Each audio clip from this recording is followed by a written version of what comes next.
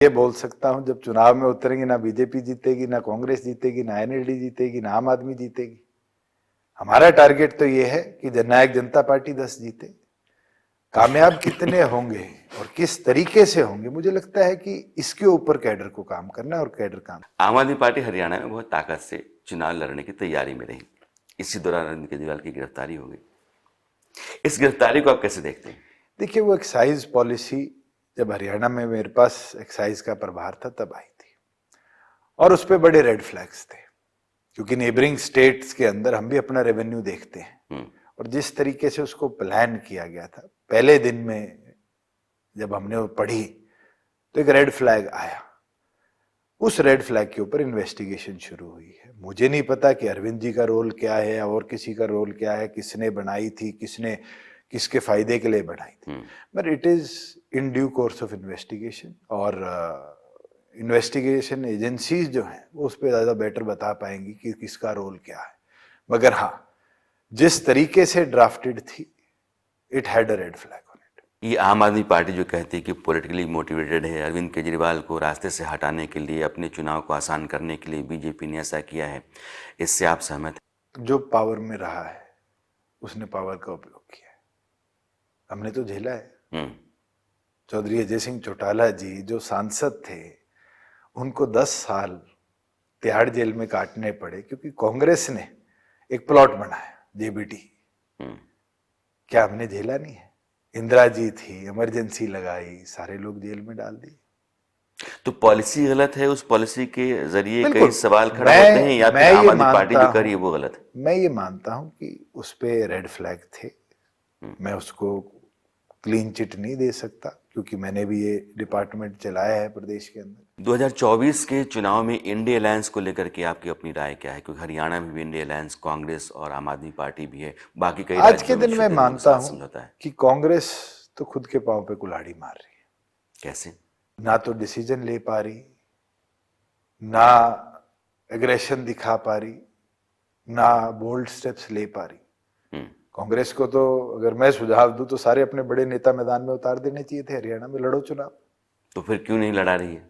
अब वो तो कांग्रेस का नेतृत्व बताए। तो राहुल गांधी परेशान इस बात से? तो राहुल गांधी मेरे दोस्त नहीं है, नहीं तो मैं सलाह जरूर देता। अभी ये जहां हम लोग बैठे हैं आपके साथ, पीछे खेती भी है और बहुत बेहतर है, तो ये किसानों को आप ये क्यों दिखाते हैं खेती ऐसी कीजिए तो बहुत कुछ हो जाएगा, ये तो लफड़ाई खत्म हो जाएगा गेहूं चावल धान का? हम जेनेटिकली एम्बेडेड हैं 2 स्टेपल क्रॉप्स पे। राजस्थान के टचिंग एरिया में तो हमारे पास बाजरा सरसों, बाजरा सरसों, बाजरा बिल्कुल सरसों। सही। जहां पानी की उपलब्धता है, गेहूं जीरी, गेहूं जीरी, गेहूं जीरी। थोड़े बहुत एरिया पे गन्ना है, पानी ज्यादा है जहां, या सूरजमुखी है, आलू है। क्रॉप बड़ा टेढ़ा सब्जेक्ट है। बहुत कम लोगों को पता है कि संविधान के अंदर एग्रीकल्चर 2 तरीके से देखा जाता है।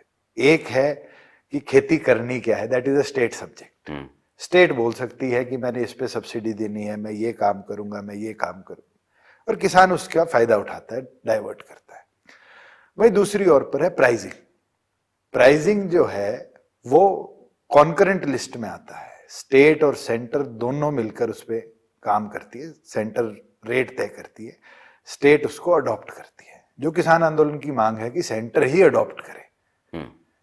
ग्लोबली एग्रीकल्चर में इतनी एडवांसमेंट्स आ गई कि अब फार्मर्स को सोचना चाहिए कि हम गवर्नमेंट की सब्सिडीज का इस्तेमाल कर कर कैसे अच्छी खेती पे जाए। जैसे मैंने एक सेटअप बनाया हाइड्रोफोनिक्स का 1-1.5 एकड़ के अंदर।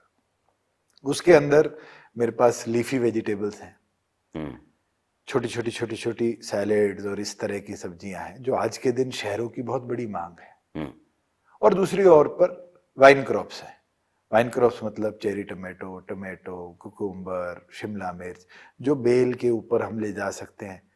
मगर आप मानोगे कि एक टमाटर बेल पे जो चढ़ाते हैं, उस एक पौधे पे 40 किलो टमाटर आ सकता है। मगर वही है, उस पे इट इज लेबर इंटेंसिव, बहुत ज्यादा मॉनिटरिंग की जरूरत है। आज ऑल्टरनेटिव क्रॉप्स पे जो जो नेशंस मूव करे हैं, they have succeeded agriculturally. आप इजराइल छोटा सा देश है, हम्म, पूरे दिन वाद विवाद, मगर आप उनका एग्रीकल्चर सिस्टम की एडवांसमेंट देखेंगे।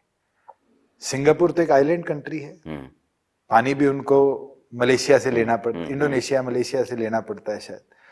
वहां पर भी उनने 30-30 फुट की बेलें खीरों की, टमाटर की लगा रखी है। ये कैसे मुमकिन है? Because they have worked efficiently on to it. हमने भी हरियाणा के अंदर बहुत कदम 4.5 साल में उठाए हैं। हमने 14 फसलें एमएसपी पर खरीदी, फार्मर को मोटिवेट किया। मूंगफली भी हमारे 3 मंडियों में आती थी, दालें भी हमारी 8 मंडियों में आती थी, ऑयल